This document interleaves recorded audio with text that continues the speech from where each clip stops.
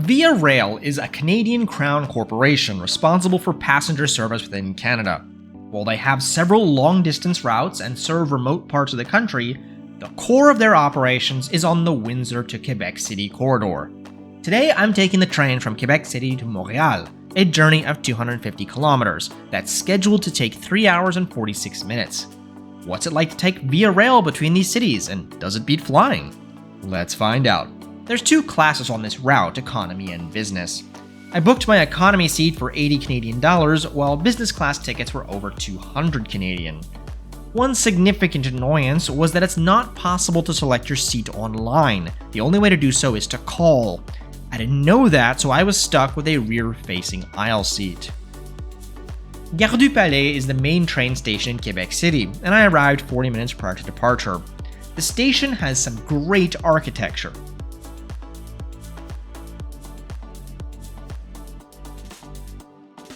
But was totally dead at noon on a Sunday. Not a single restaurant or shop was open. At least there's free Wi-Fi. Ostensibly, masks were required on board and in the terminal by the federal government. But if the Via Rail employees aren't masking themselves, you can expect limited compliance. They only actually started enforcing masks upon boarding. Boarding started 25 minutes prior to departure. First business class boarded, then all economy passengers. The business class lounge was right by the platform and didn't look special at all.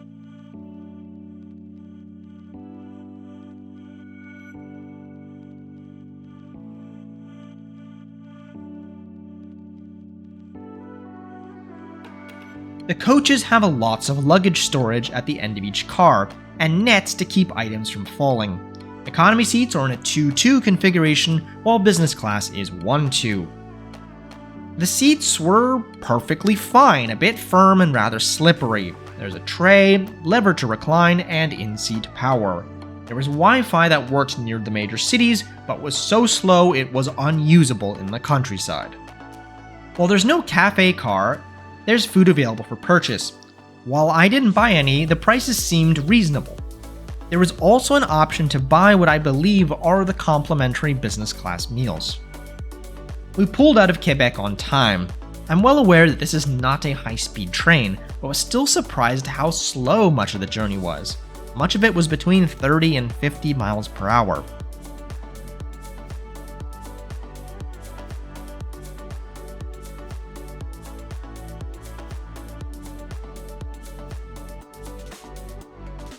The first stop on the north bank of the St. Lawrence was Sainte Foy, before we crossed the St. Lawrence,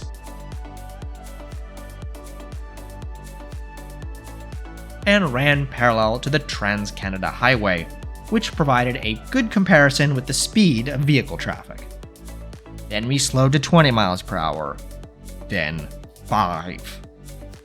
Here we see the fundamental problem with Via Rail service.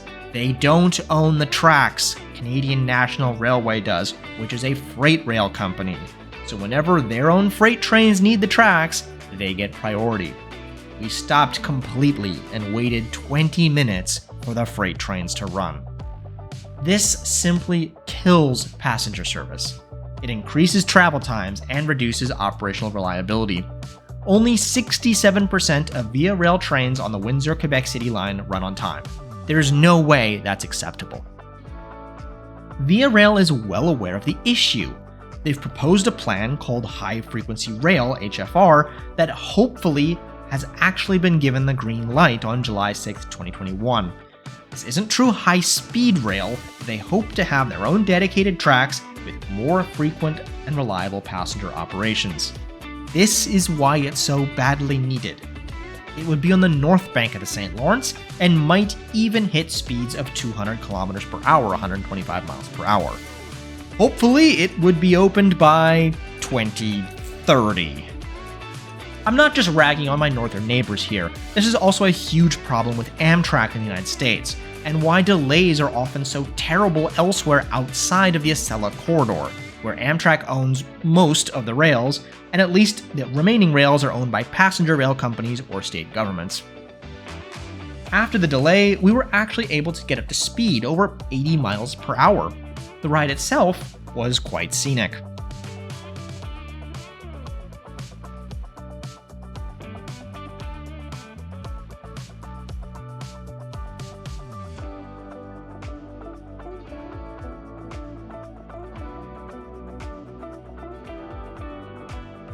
Finally, after 4 hours and 50 minutes, we pulled into Montreal.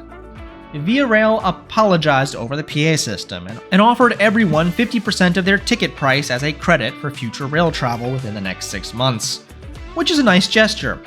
They also held the connecting train so that people from my train could make it.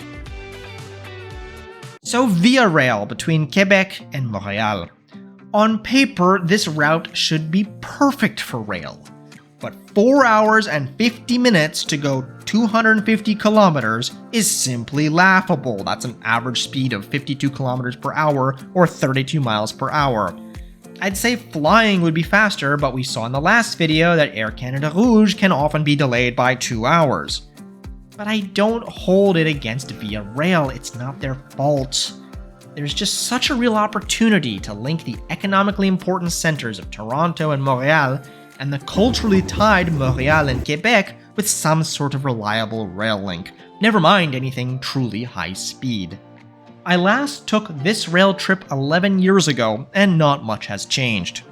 Hopefully in another decade, things might actually improve. Thanks for watching. If you like this video, click that button and please subscribe for my more traditional flight reviews as well as some occasional train content like this. I'll see you next time for a pair of flights on a propeller airline that everyone seems obsessed with.